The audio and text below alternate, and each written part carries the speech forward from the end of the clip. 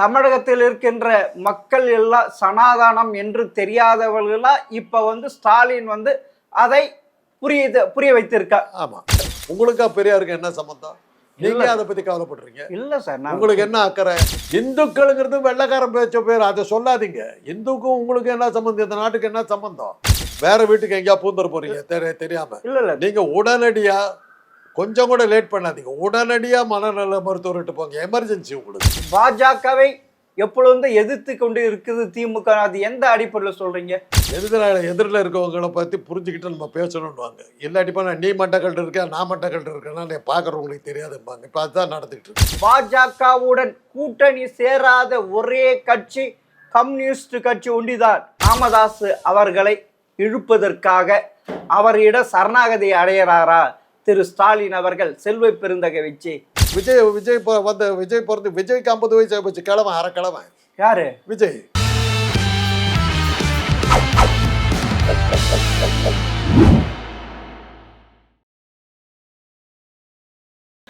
GeM TV நேயர்களுக்கு வணக்கம். அரசியல் ஆடுகளம் பகுதியில் மூத்த அரசியல் விமர்சகர் டாக்டர் காந்தராஜ் அவர்கள் சந்திப்பார்.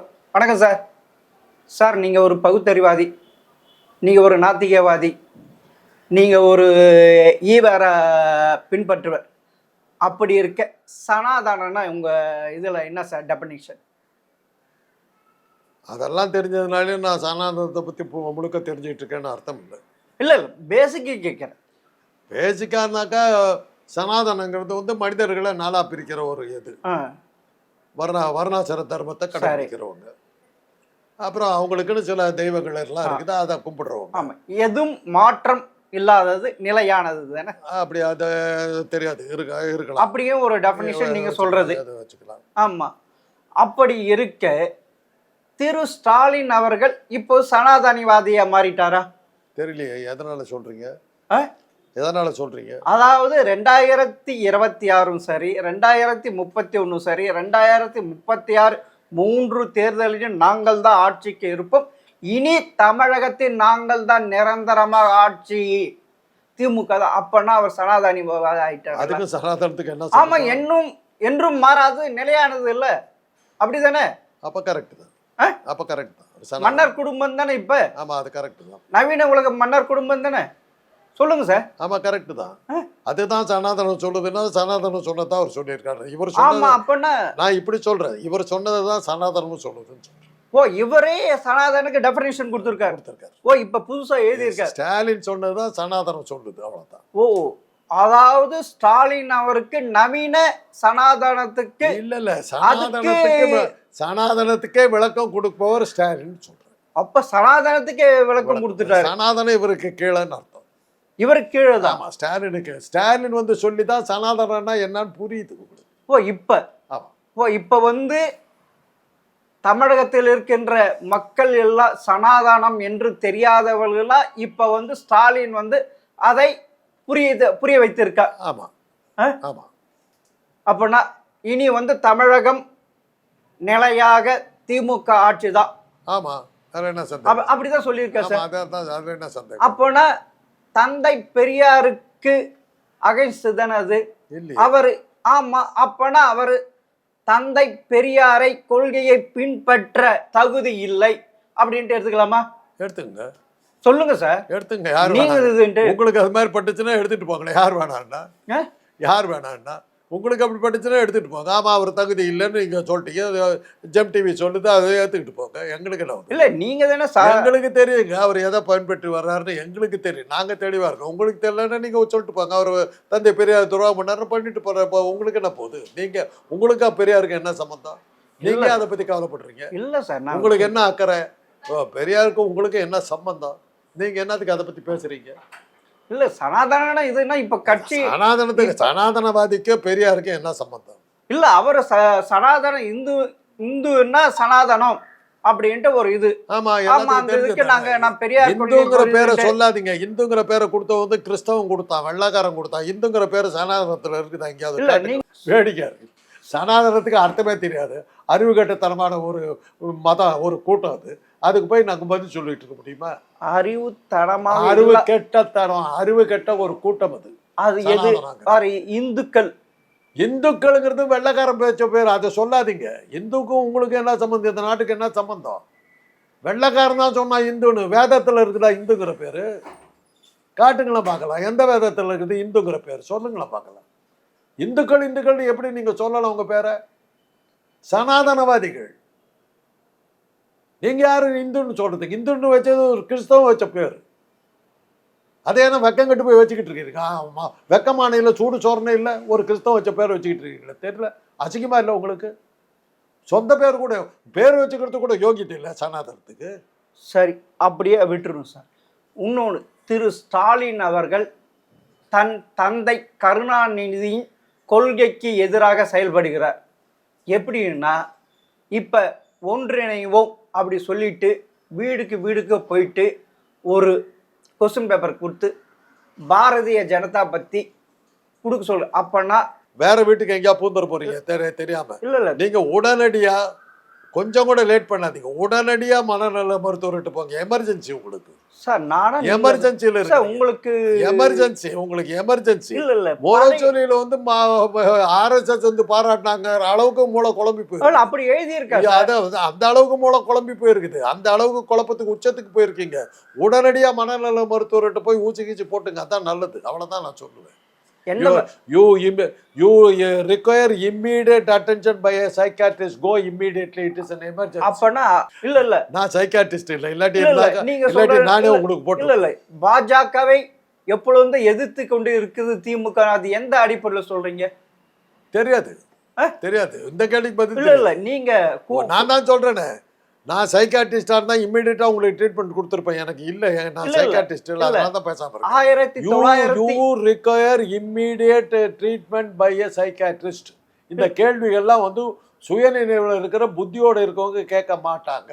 அவ்வளவுதான். சரி, உங்களுக்கு கொஞ்சம் புரிய வைக்கிறேன். பழைய ஹிஸ்டரிய, பழைய டேட்டாவை 1999 2004 வரைக்கும் பாஜக கூட்டணி ஆட்சி இருந்தது. அதில் திமுக அங்கம் பெற்றது. இது ஏற்றுக்கிறீங்களா? நாங்கள் ஆதியில இருந்தே பாஜகவை திமுக எதிர்க்கிறது. இது எங்க சார் எதிர்க்கிறீங்க? நீங்கள் உங்கள் சொன்ன பேச்சு, அதாவது இன்னும் சொல்லுவேண்ணே, யாரோ சொன்ன பொழுதுன்ற போச்சு, அதே மாதிரி குடிகாரம் பேச்சு பொழுதுன்ற போச்சு. இப்பொழுது திரு காந்தராஜ் அவர்கள் சொன்னது சுய நினைவாக சொன்னாரா, சுய நினைவற்று இருக்கிறாரா, இல்லை ஸ்டாலின் ஆட்சியில் போதை கலாச்சாரம் அப்படியெல்லாம் உருவாகி இருக்கு, அதுக்கு நீங்க இது ஆயிட்டீங்களா? ஒண்ணு பேசுங்க. எவ்வளவு குழம்பி இருக்கீங்கன்னு தெரியுதா? 1991 இருந்து 2004 வரலுமா? 1999 இருந்து 2004 மத்தியில் பாஜக ஆட்சி, வாஜ்பாய் பிரதமராக இருந்தார். அதில் திமுக அங்கம் வகித்த அமைச்சரவையில். இது உங்களுக்கு நினைவூட்டுகிறேன். வாஜ்பாயினுடைய அரசாங்கத்தில் நாங்கள் பங்கேற்கிறோம். A right man in the wrong party. A right man in the wrong party. அதனால் அவர் கூப்பிட்டதுக்காக நாங்கள் வர்றோம்னார். சும்மா போய் சேரல. 13 நிபந்தனைகள். இந்த நிபந்தனைகள்லாம் ஏற்றுக்கிட்டிங்கன்னா நாங்கள் உங்களுக்கு ஆதரவு கொடுக்குறோம். வாஜ்பாய் தான் வந்து இவரை கேட்டார். ஆஸ் அ ஃப்ரெண்ட் வந்து கேட்டார். There is no connection. இதை நான் உங்களோட சேர்றதுனால உங்களுடைய கொள்கைகளை ஏற்றுக்கொண்டோம் என்ற அர்த்தம் இல்லைன்னு தான் சொன்னார். இந்த 13 நிபந்தனைகள் நீங்கள் ஏற்றுக்கிட்டிங்கன்னா நாங்கள் உங்களுக்கு ஆதரவு கொடுக்குறோம், உங்கள் ஆட்சியை நீடிக்க வைக்கிறோம்னார். ஆட்சி நீடிக்கிறதுக்காக கலைஞர்கிட்ட வந்து கேட்டார். அவர் ஆட்சி, வாஜ்பாய்ங்கிற ஒரு நல்ல மனுஷன் ஆட்சியில் இருக்கணுங்கிறதுக்காக கலைஞர் சப்போர்ட் பண்ணார். அவ்வளோதான். இது உங்களுக்கு புரியுமா புரியாதான்னு எனக்கு தெரியாது. ஏன்னா நீங்கள் மனநிலை பாதிக்கப்பட்டிருக்கீங்க. நீங்கள் அதை போய் யார்கிட்ட தெளிவாக கேட்டு. திருப்பியும் சொல்கிறேன், அதாவது அண்ணன் எப்போ போவா தென்னை எப்போ காலியாகும். அதே மாதிரி 98 அமைந்த மத்தியில் பாஜக ஆட்சியில் ஜெயலலிதா என்கின்ற அதிமுக பங்கு பெற்றது. அவங்க கொடுத்த நிபந்தனையால் வாபஸ் வாங்கிட்டு அப்ப கருணாநிதி ஓடி போய் சப்போர்ட் பண்ணாரு. அது பாஜகவை. ஆமா, பாஜகவை. இது உங்களுக்கு தெரியுமா? யார் தலைவர்? நீங்க என்ன சொல்றீங்க? யார் தலைவர் தெரியுமா? யார் தெரியும்? யார் தலைவர் தெரியுமா? பாஜகவுக்கு யார் தலைவர்? அப்ப பாஜகவுக்கு யார் தலைவர்? வாஜ்பாய். அவ்வளவுதான். வாஜ்பாய்ங்கிற நல்ல மனுஷன் கவுத்துறாதேன்னு எல்லாரும் உலகமே சொன்னாங்க. இல்ல அந்த அம்மாளுக்கு மென்டலா இந்த அம்மா போய் கவுத்துச்சு, 13 நாள்ல கவுத்துட்டு போச்சு. இல்ல 13 மாதங்கள் தப்பாக சொல்லிவிட்டீர்கள். 13 மாதங்கள் 13 மாதங்கள். அதுதான் இந்த நீங்க சொல்லுகின்ற இந்த சுய நினைவு இல்லாத மனிதனான குட்டிக்கண்ணன் உங்களுக்கு அந்த பாயிண்ட் எடுத்து கொடுக்கிறார். எந்த சுயநினைவு இல்லைங்கிறத மறுபடியும் நான் ப்ரூவ் பண்றேன். உங்களுக்கு சுயநினைவு இல்லைங்கிறத மறுபடியும் உங்களுக்கு ப்ரூவ் பண்றேன். உங்களுக்கு வயதான பேச விடுறீங்களா? சுயநினைவு உங்களுக்கு போயிடுச்சுங்கிறதுக்கு உதாரணம் இதை ஆதாரம் காட்டுட்டுமா? பதவியை வந்து அதிமுக எங்களுக்கு ஆட்சிகளை வந்து சப்போர்ட் பண்றாங்க, அவங்களுடைய உதவியோடு தான் நான் வந்து ஆட்சி அமைக்கிறேன்னு சொல்லி ஜனாதிபதி கிட்ட கொண்டு போய் கொடுக்குறார். அமைச்சரை அமைக்கிறதுக்கான உரிமையை கொடுக்குறார். கொடுத்துட்டு திரும்பி வர்றாரு. இந்தம்மா டிவியில் போய் உட்காருது. பதவிக்கு வருவதற்கு முன்பே எங்களை கலந்தாலோசிக்காமல் ஊயிடுச்சு. 2வது நாள் போனார். அவங்க ஆதரவு எங்களுக்கு இருக்கிற மாதிரி தெரியல, நாங்கள் வித்ரா பண்ணிக்கிறோன்னு திரும்பி வந்துட்டார். மறு தேர்தல் வந்து 1 மாசத்துக்கு கூட 2வது தேர்தல் வந்தது. 13 நாட்கள்ல கவுத்துனாங்க. இல்ல இது 13 நாட்கள்ல கவுத்துனாங்க. இல்ல 13 நாட்கள் 13 நாட்களில் கவிழ்த்தார். இல்ல அது 13 நாட்களில் கவிழ்த்தார். இல்ல 13 நாட்களில் கவிழ்த்தார். தவறு.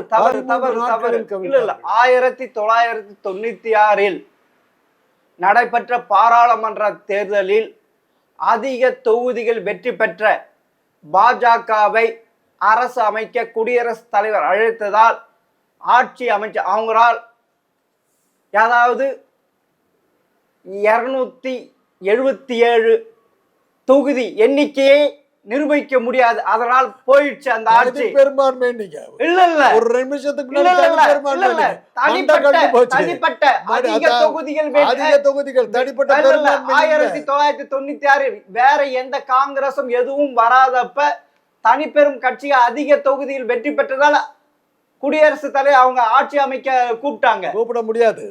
இது உண்டு, கூப்பிட முடியாது. நீங்க வேண்டுமானால் நான் இது நீங்க தவறாக புரிந்து கொண்டிருக்க, தவறாக உங்களுக்கு ஞாபகம் மறதி அதிகமாகி போச்சு. இது நான் உங்களுக்கு சுட்டி காட்ட வேண்டியதா இருக்கு. ஞாபகம் மறதி தான் இருக்குது, உங்களுக்கு மறதியே தான் இருக்குது. நீங்க தப்பா சொல்றீங்க. அது எல்லாமே நாங்க 1913 நாட்கள் 1998 13 மாதங்கள். எதிரில் இருக்கவங்களை பற்றி புரிஞ்சுக்கிட்டு நம்ம பேசணும்னுவாங்க. இல்லாட்டிப்பா நீ மண்டக்கல்ட்டு இருக்கேன், நான் மண்டக்கல்ட்டு இருக்கேன்னா நீ பார்க்குறவங்களுக்கு தெரியாதுப்பாங்க. இப்போ அதுதான் நடந்துகிட்டு இருக்கு. நீங்கள் கண்டு போயிருக்கீங்களா, நான் கண்டு போயிருக்கேனாங்கிறதா கேள்வி பார்க்குறவங்களுக்கு வர நேரம் கைண்டு போயிருக்கேன்ட்டு. ஆமாம், அப்படிங்களா? பார்க்குறவங்களுக்கு தான் போகுது. அதுதான், அவ்வளோதான். சரி சார், இப்போ ஒன்றிணைவோன்ட்டு சொல்லிட்டு நடைபெறுவது சட்டமன்ற தேர்தல். அதில் போயிட்டு பாஜகவை எதிர்கட்சி எதிரியாக பார்க்குது ஆளுகின்ற திமுக அரசு. ஏன் 2019, 2021, 2024 அது கை கொடுத்தா திருப்பி அதே எடுக்குதா? புரியல, என்ன கேட்குறீங்க? இல்லை, எங்களுக்கு இப்போ வருகின்ற 2026 சட்டமன்ற தேர்தல் பாஜகவை தான் தன்னுடைய எதிரியாக திமுக முன்னிறுத்துகிறது. வேற யாரும் முன்னிறுத்தணும்னு சொல்றீங்க? எதிர்கட்சியான அதிமுக தானே. அதிமுக தான் பாஜகவோட சேர்ந்து இருக்குது. அவர் தான் சொல்றாரு எங்களோட கூட்டணியில் அதிமுக இருக்குன்ட்டு போறாரு. நாங்கள் தான் ஆட்சி அமைப்போம்ன்றாரு அமித்ஷா. சரி, அதனாலதான் அவரை பத்தி பேசுறாங்க. சரி, அதிமுக இருந்ததுனாக்கா அதிமுக அந்த அளவுக்கு சக்தியா இருந்தா அதை பத்தி பேச போறாங்க. அதுதான் பழனிசாமி தான் அடகு வச்சுட்டு போயிட்டாரு. அப்புறம் என்ன இருக்கு, அவரை பத்தி பேச வேண்டிய அவசியம் ஒண்ணு இல்லையே. சரி சார், சட்டம் பண்ண வேண்டிய அவசியம் இல்லை. இதே திரு ஸ்டாலின் அவர்கள் திருப்பி அதையே சொல்றாரு. 2026 நான்கில் தான் ஆட்சி அமைப்பும், 2031, 2036, அதாவது 52 ஆண்டுகள் இல்லாத சாதனையை திரு ஸ்டாலின் கருணாநிதியால் நிறைவேற்ற முடியாது அவர் இது. ஆனால் அவருடைய கூட்டணியில் உள்ள சிபிஎம் மாநில பொதுச் செயலாளர் சண்முகம் 2026 யார் ஆட்சி அமைப்பார்கள் சொல்வதற்கு கடினம். இது விஜய் உள்ள இது வந்தால் திமுக சிதறு போவதுக்கு வாய்ப்பு இருக்குன்னு சொல்லியிருக்கு. இதுக்கு என்ன சார்? பெரிய எங்களுக்கு ஒண்ணும் இல்லையே, அது சண்முகத்தோட கருத்து. சண்முக கருத்து சண்முகத்தோட கருத்து. உங்க அது உங்களுக்கு கூட்டணி- ஏத்துக்கிட்டாக்க நீங்க ஏத்துக்கிட்டு போங்க. எங்களுக்கு உங்க என்ன வந்து? கூட்டணியில் இருக்கிற அப்படியே சொல்லியிருக்காரு. இருக்கட்டும், எங்க கூட்டணியில இருக்கோம் அது மாதிரி பேசுறதுக்கு நாங்க அதை பத்தி நாங்க கவலைப்படல. ஓ அதை பத்தி அவ்வளவு நாங்க கவலைப்படல. ஜனநாயகம் சுதந்திரம் கொடுத்துருக்கீங்க. ஆமா, சுதந்திரம் இருக்குது. எங்க கட்சியில இந்த கட்சியில கூட்டணியில இருக்கோம், இங்க தன்னுடைய கருத்தை சொல்றதுக்கான சுதந்திரம் இருக்குதுன்னு தெரியுது. ஜெயலலிதா இருக்கும்போது சொல்லியிருக்க முடியுமா அவரால்? சொல்லியிருக்க முடியுமா சண்முகத்தால? ஜெயலலிதா கூட கூட்டணி இருந்த போது தொலைச்சு கட்டியிருப்பாங்க. ஆனால் அந்த கூட்டணி சுதந்திரம் இருக்குது, அவர் பேசுறாரு. அதை அவருடைய கருத்து. அதுக்கு நாங்கள் ஏன் சட்டம் பண்ணணும்? தேவையில்லை. மார்க்சிஸ்ட் கட்சி காலாகாலமாக அவங்க எப்போவுமே அங்கே போகிறது இங்கே போகிறது அதே வேலையாக வச்சுட்டு இருக்காங்க. போயிட்டு போனால் போகட்டுமே, யார் வேணாங்கிறா? அப்படியா? ஆமாம், போகட்டுமே. போகட்டும். இப்போ 3 தேவையில்லைங்க, தேவையில்லைங்க. மார்க்சிஸ்ட் கம்யூனிஸ்ட் எங்களுக்கு தேவையில்லைங்க. அப்படியா? நீங்கள் கூட்டிகிட்டு போங்க, பாஜக கூட கூட்டு போங்க. அவங்க எங்களுக்கு வேணாங்க, அவரு எங்களுக்கு வேணாங்க. இந்தியாவில் பாஜகவுடன் கூட்டணி சேராத ஒரே கட்சி கம்யூனிஸ்ட் கட்சி ஒண்டிதான். மீதி இல்ல கூட்டணியை வச்சு ஆண்டு அனுபவிச்சு வெளியே வந்த கட்சி தான். அதை போயிட்டு இப்படி தரம் தாங்க சொல்றது சரியில்லை. அந்த கட்சி எங்களுக்கு தேவையில்லை. அந்த கட்சி எங்களுக்கு தேவையில்லை. அவங்க யாருக்கிட்ட வேணாலும் இதாக இருந்துட்டு போட்டு எதை வேணாலும் பண்ணிட்டு இருக்கட்டும். அவங்க வந்து யார் எல்லாமே ஒரு தொங்கு சதை தான். அவங்க எங்களுக்கு தேவையில்லை. அப்படி போறவங்க போகட்டும். யாரும் அப்படி ஒன்று யாரையும் இழுத்து பிடிச்சிக்க வேண்டிய அவசியம் திமுகவுக்கு இல்லை. திமுகவுக்கு அது தேவையில்லை. போறவன் போட்டுங்க, இருக்கிறவன் இருக்கட்டும். எவன்லாம் வந்து நேர்மையா எங்களோட இருக்கிறேன்னு நினைக்கிறான்னு அவனை வச்சுக்கிட்டு அந்த கட்சி பொழைச்சுக்குங்க. எந்த கட்சி?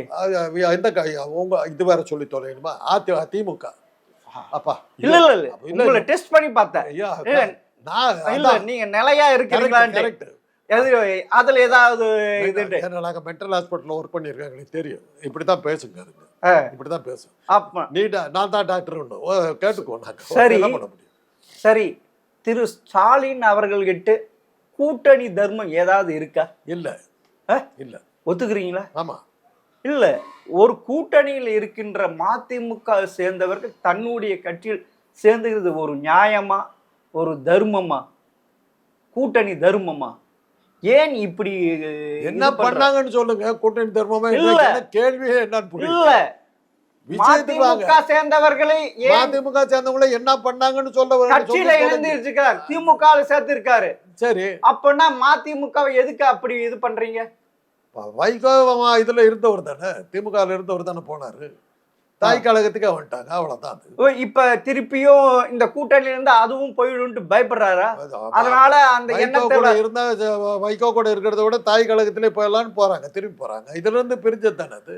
அதுக்கு ஒரு நியாயம், கூட்டணி தர்மம்னு ஒண்ணு இருக்கு. கூட்டணி தர்மம் வேறங்க. நான் விரும்பி வந்து என்னோட வந்து சேர்றேன்னாக்க நான் ஏன் வேணாங்கணும்? அப்பனா அது அந்த கூட்டணி கட்சின்னா அதை நினைச்சுக்க வேண்டியது வைகோ தான் நினைச்சுக்கிறேன். கட்சி விட்டு ஏன்டா போறாங்க, நம்மளை விட்டுட்டு போறாங்கன்னு அவர் தான் தெரிஞ்சுக்கணும். இது திமுக கவலைப்பட வேண்டிய அவசியம் இல்ல. இப்படி இம்பாக்டா இருந்த கூட்டணி திமுக ஏன் இப்ப வந்து தடுமாறுது? பூகம்பம் வந்து அப்படி ஆடுது. உங்க கை ஆடுது இல்ல, இல்ல எனக்கு அதான் உடஞ்சு போச்சு. அப்புறம் என்னத்துக்கு இப்படி எதுக்கு பண்றீங்க? அதான் திமுக தான் அழிஞ்சு போச்சு, அப்புறம் ஏன் கவலைப்படுறீங்க? இல்ல இல்ல, அதான் அழிஞ்சு போச்சு. திமுக தான் அழிஞ்சு போச்சு, அப்புறம் என்னத்துக்கு பேசுறீங்க? என்ன சொல்றீங்க? யாரு இப்ப ஆடுறது, நீங்களா திமுகவா? எதுக்கு உங்க கை அப்படி ஆடுது, நடுங்குது? அதான் அழிஞ்சு போச்சு, ஏன் கவலைப்படுறீங்க? எது அழிஞ்சு போச்சு? திமுக.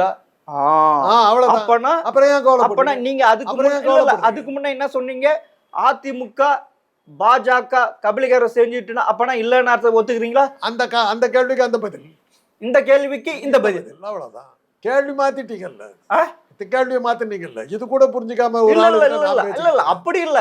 நீங்க சொல்றீங்க மாறி அங்க அப்படி சொன்னீங்க, இங்க இப்படி சொல்றீங்களேன்னு கேக்குறேன்.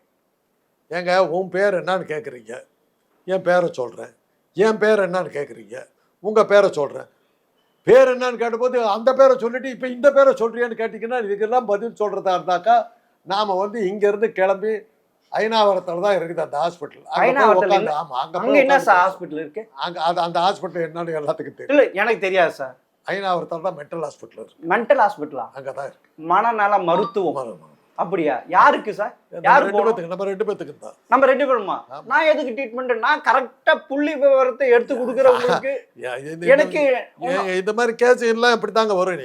எனக்கு என்னன்னு தான் வரும். நாங்க அப்படித்தான் நாங்க ட்ரீட் பண்ணுவோம். அப்படியா? அப்படித்தான் ஆரம்பிக்கும். இல்ல உங்க கூட என்னையே சேர்த்துட்டீங்களா சார்? அதை தான் சேர்த்துக்கிட்டு தான் நான் கூட்டிட்டு போய் இல்ல ஹாஸ்பிட்டல் இல்ல திமுக அதிமுக ஒரே கூறு மட்டைன்னு சொல்லுவாங்க. அதே மாதிரி நம்ம 2 பேரையும் மென்டல் ஆக்கிட்டீங்க. ஆமா அப்படித்தான் எப்பயுமே ஒரு பைத்தியக்காரன் தன்னை பைத்தியக்காரன் என்று சொல்ல மாட்டான். அறிவு அப்படி அவ்வளவுதான் பாயிண்ட். அவ்வளவுதான் பாயிண்ட். வந்துட்டீங்க பாயிண்ட்டுக்கு வந்துட்டீங்க. இப்போ கொஞ்சம் ப்ரிசைட் பண்ணிங்க. ஒரு அளவுக்கு கொஞ்சம் செட்டில் ஆகிருக்கீங்க. நான் கொஞ்சம் நிலைமைக்கு வந்திருக்கீங்க. அப்படியா? ஆமா ஆமா. நான் எந்த பைத்தியக்காரனும் தன்னை பைத்தியக்காரன் ஒத்துக்க மாட்டான்னு சொன்னீங்கல்ல, அந்த பாயிண்ட் வரும்போது நீங்க ஓரளவுக்கு சரியா வர. நீங்க என்ன பைத்தியக்காரன்றீங்களா? அதனால சொல்றீங்க மென்டல் இது. ஒரு டாக்டர் அந்த மாதிரி ஒரு டாக்டர் அந்த மாதிரி சொல்ல மாட்டான். ஒரு ஆளை ஒத்து அந்த மாதிரி சொல்ல மாட்டான். இல்ல நீங்க இப்ப வேணும்னா நான் போட்டு காட்டுருவேன். உண்மையா காட்டுங்க. என்னங்க என்ன சொல்ல போறீங்கன்னு சொல்லுங்க. சொல்லாமே போட்டு காட்டுருவேன் கேமரா கீழே தூக்கி போட போறீங்களா? அவ்வளவு எனக்கு முத்தி போச்சு. அப்படிதான் இருக்குது நீங்க பேசுறது. ஐயோ, அதாவது இப்பொழுது இருக்கின்ற திமுக கூட்டணி கலகலக்க ஆரம்பிப்பது திருப்பி ரீசெட் பண்றதுக்கோசரம் திரு ராமதாஸ் அவர்களை இழுப்பதற்காக அவரிடம் சரணாகதி அடையிறாரா திரு ஸ்டாலின் அவர்கள் செல்வ பெருந்தகை வச்சு? என்ன சார் ஒரே ஆன்சர் மாதிரி தெளிவா சொல்லிட்டீங்களா? சரணாகதி அடைஞ்சிட்டாரு எல்லாம் சொல்லிட்டீங்களா? ஆமான்ட்டு போறேன். என்ன உங்களுக்கு வேண்டிய பதில் அவ்வளவுதானே? ஆமா சரணாகதி. அப்பனா அந்த கூட்டணி இப்பொழுது தற்போது திமுக கூட்டணியில் விசிக இருக்கிறது. விசிகவுடைய கொள்கை என்ன? பாமக என்கின்ற ஜாதி கட்சியும் மதவாதியான பாஜகவை இருக்கின்ற கட்சி நாங்க கூட்டணியை வைத்துக் கொள்ள மாட்டோம். அப்படி இருந்தாலும் நாங்க போட்டியிட மாட்டோம். அப்படி திருமா இருக்கிற அவருக்கு நீங்க துரோகம் பண்றாரா திரு ஸ்டாலின்? அதுக்கப்புறம் அவர் ஏத்துக்கிறாரா இல்லையாங்கிறது பேச்சுன்னா தெரிஞ்சு போகும். உண்மையிலே 2019, 2021, 2024 இந்த 3 தேர்தல்களிலும் திமுக வெற்றி பெறுவதற்கு கூட்டணி ஓடு திருமாவுடைய ஜாயிண்ட் தான் அந்த கட்சியை கரை சேர்த்து இருக்கிறது. அப்படி இருக்க திருமா கூட்டணி வச்சு வெளியே போட்டா திமுக கதை காலி அப்படி என்று பொதுவாக சொல்கிறார்கள் அரசியல் நிபுணர்கள், அரசியல் ஆலோசகர்கள்லாம். நீங்க ஒரு அரசியல் விமர்சகர், நீங்க எப்படி சொல்றீங்க? அந்த அளவுக்கு எனக்கு நாலேஜ் கிடையாது சார். நீங்க அரசு நான் ஒரு சாதாரண ஆளுங்க. என்கிட்ட என்னையா போட்டுட்டு அந்த அவ்வளவு தெளிவாக பேசக்கூடிய அந்த நிபுணர்களோட என்னையா சேர்த்துறீங்க? அவ்வளவு பெரிய ஆள் இல்லை நான். எதனால அப்ப அவ்வளவு பெரிய ஆள் இல்லை. நான் ஒரு சாதாரண அடிமட்ட ஆள். அந்த நிபுணர்கள் சொல்ற அளவுக்கு எனக்கு தெரியாது. அதாவது இப்ப விஜய் வந்துட்டார், உள்ள அரசியலுக்கு வந்துட்டாரு. அவர் முதல்வர் வேப்பரான் நிற்கிறார். இப்பயே திரு ஸ்டாலின் அவர்கள் வயிற்றில் புலி கரைக்கிறது அப்படின்னு நினைக்கிறாரா? அப்படி நினைக்கிறாங்கன்னு சொல்றாங்க. யாரு இப்போ விஜய் நினைக்கிறாரா? திரு ஸ்டாலினுக்கு வயிற்றுல புலி கிடைச்சது உங்களுக்கு எப்படி தெரிஞ்சது? இல்ல உங்களுக்கு எப்படி தெரிஞ்சது? இல்ல அவர் வயிற்றுல யார் புளிய போட்டாங்கன்னு எப்படி தெரிஞ்சது உங்களுக்கு? இல்ல நான் சொல்றது எந்த புலி தெரியுமா? வயிற்றுல புளிய கொண்டு போட்ட மாதிரி பேசுறீங்க. நான் சொல்றது எந்த புலி தெரியுமா? மரத்துல காய்க்கல அந்த புலி சொல்றேன். கொட்டை புலி சொல்றேன். அதான் சொல்றேன். அந்த புளிய போட்டாங்க. அந்த புளிய போட்டது உங்களுக்கு எப்படி தெரிஞ்சது? அவர் வயிற்றுல புளிய கரைச்சிக்கிறதுங்கிறது உங்களுக்கு எப்படி தெரிஞ்சது? அவர்தான் பயங்கரமா பயந்துட்டு இருக்காங்களே. எப்படி சொல்றீங்க? ஆமா, எங்க அவரு தான் கட்சியில் இருக்க வாக்கு வாங்கி போயிடுமோ அப்படின்ட்டு அவரை பார்த்து ரோட் ஷோ எல்லாம் போறாரு, இதெல்லாம் பண்ணி பாக்குறாரு, டிராமா பண்ணி பாக்குறாரு. இதெல்லாம் அது எப்படி? உங்களுக்கு ஒரு விஷயம் தெரியுமா? சொல்லுங்க சார். ரோட் ஷோ பண்ணாங்கல்ல, அந்த ரோடே விஜய் சினிமா நடிகர் ஆனப்புறம் தான் போட்டது. அதுக்கு முன்னாடி தமிழ்நாட்டுல ரோடே கிடையாது. அப்பனா திராவிட அதுக்கு முன்னாடி ரோட் ஷோன்னு ஒண்ணு கிடையாது. இருங்க உளறிக்கிட்டே இருக்கக்கூடாது தொடர்ந்து. கொஞ்ச நேரமா ரெஸ்ட் எடுங்க, உளறத கொஞ்சம் நிறுத்துங்க. ரோடு போட்டதே விஜய் வந்ததுக்கு அப்புறம் தான் போட்டாங்க. அதுக்கப்புறம் தான் ரோட் ஷோவே கண்டுபிடிச்சாங்க. விஜய் வந்ததுக்கு அப்புறம் தான் எலக்ட்ரிசிட்டி கண்டுபிடிச்சாங்க. விஜய் வந்ததுக்கு அப்புறம் தான் கட்டடங்கள் கட்ட ஆரம்பிச்சாங்க. விஜய் வந்ததுக்கு அப்புறம் தான் தென்னை மரம் வளர்க்க ஆரம்பிச்சாங்க. விஜய் வந்ததுக்கு அப்புறம் தான் புளியை பயிர் பண்ணாங்க. அதுக்கப்புறம் தான் புளியை கரைச்சி வயிற்றுல ஊற்றுனாங்க. அதுக்கப்புறம் தான் ஸ்டாலினுக்கு புளி வயிற்றுல புளி கரைச்சிது. கரெக்டா? போதுமா? விஜய் வந்ததுக்கு அப்புறம் தான் சூரியனை உதிச்சுது. விஜய் வந்ததுக்கு அப்புறம் தான் சூரிய கிரகணம் வருது, சந்திர கிரகணம் வருது. நல்ல காலம். விஜய் வந்ததுக்கு அப்புறம் தான் பூமியே உருவாச்சு. போதுமா? இல்ல, நல்ல காலம். விஜய் வந்த பிறகுதான் திரு ஸ்டாலின் அவர்கள் உதயநிதியை பெற்றுக்கொண்டார் அப்படி சொல்ல இருக்கலாம். அது விட்டுட்டீங்களா சார்? விஜய் வந்து உதயநிதி வந்து விஜய் விட சின்னவர். கண்டிப்பா விஜய் வந்ததுக்கு அப்புறம் தான் அவர் பிறந்தாரு. கரெக்டா தான் சொன்னீங்க. அதுவும் சேர்த்து சொல்லலாம். தோணுது சார். விஜய் பிறந்து விஜய்க்கு 50 வயசு ஆச்சு. கிழவன் அரைக்கிழமை யாரு? விஜய். அந்த அரைக்கிழவன் பிறந்ததுக்கு அப்புறம் தான் இளைஞர் உதயநிதி பிறந்தார். ஆனா அந்த அரைக்கிழவன் பின்னாடி இளைஞர் பட்டாளமே, இளைஞர் கூட்டமே, பெண்கள் கூட்டமே பின் தொடரு சார். அது பார்த்து திமுக அரண்டு போயிருக்கு. பேய் பிடிச்ச மாதிரி அரண்டு போயிருக்கு. பேய் அடிச்ச மாதிரி அரண்டு போயிருக்கு. உதயநிதி எங்க இருக்கிறானே தெரியல சார். வருத்தப்படுறீங்க போட்டிருக்கு. போய் ரெஸ்ட் எடுங்க. இல்லை, உதயநிதியை நாங்கள் கண்டுபிடிச்சு கொண்டு உங்ககிட்ட நிறுத்துறோம். அப்படி எங்க இருக்கா சார்? ஐயோ, உதயநிதி எங்க போயிட்டாரு? குட்டி கண்ணன் அவ்வளோ வருத்தப்படுறாரு. உதயநிதி தயவு செய்து வாங்கணும், கொண்டு வந்து காட்டுறேங்க. கவலைப்படாதீங்க.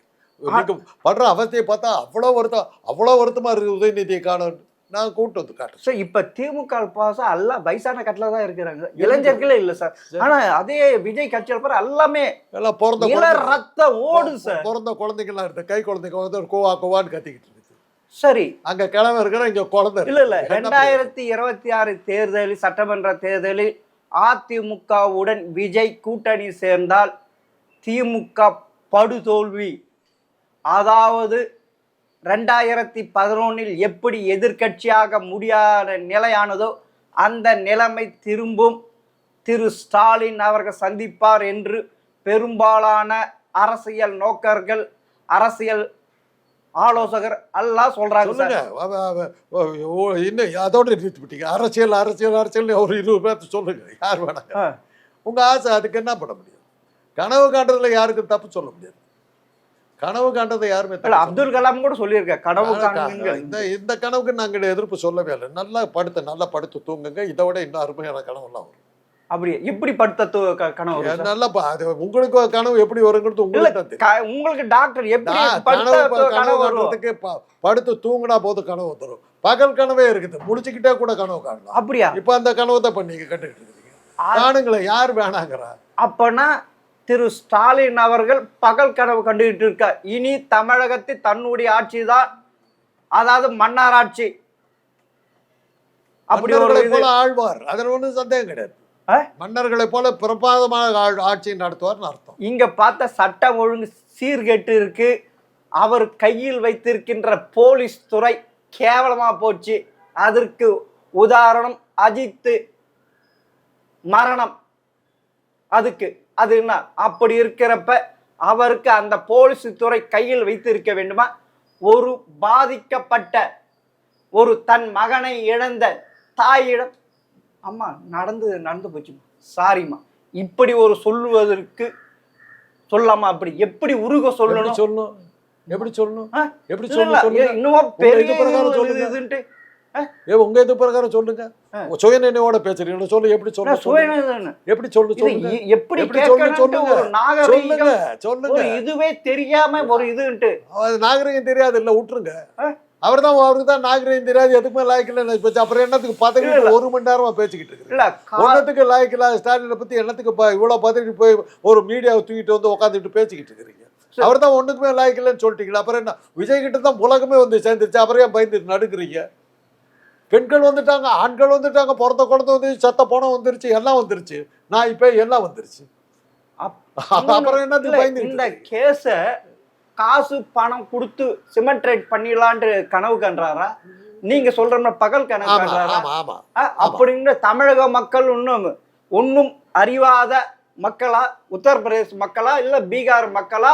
இது யார் எந்த மக்கள் இது? நீங்க தானே தமிழர்கள், அறிவியல் மூத்தவர்கள், தமிழ் கலாச்சார கீழடி வரலாற்று உலக. அப்படி இருக்க தமிழர்கள் ஏமாற்ற முடியுமா? தெரியுது இல்ல, அதனால வாய மூடிட்டு இருக்காங்க. தமிழர்கள் உங்க மாதிரி ஆளுகளை பார்த்து ஏமாத்தர மாட்டாங்கிறது முதல்ல நீங்க புரிஞ்சுக்கிட்டீங்கன்னா போதும். இவ்வளவு நேரம் நீங்க பேசுறீங்களே, உத்தரப்பிரதேசத்தில் பேசியிருந்தீங்கன்னா எடுபட்டுருக்கு. இங்க இந்த ஊர்ல எடுபடாது. உங்களை பார்த்து பரிதாபம் தான் பண்றாங்க. உங்க சேனலை பார்த்தே பரிதாபம் தான் பண்றாங்க. அவ்வளோதான் சொல்லுவேன்.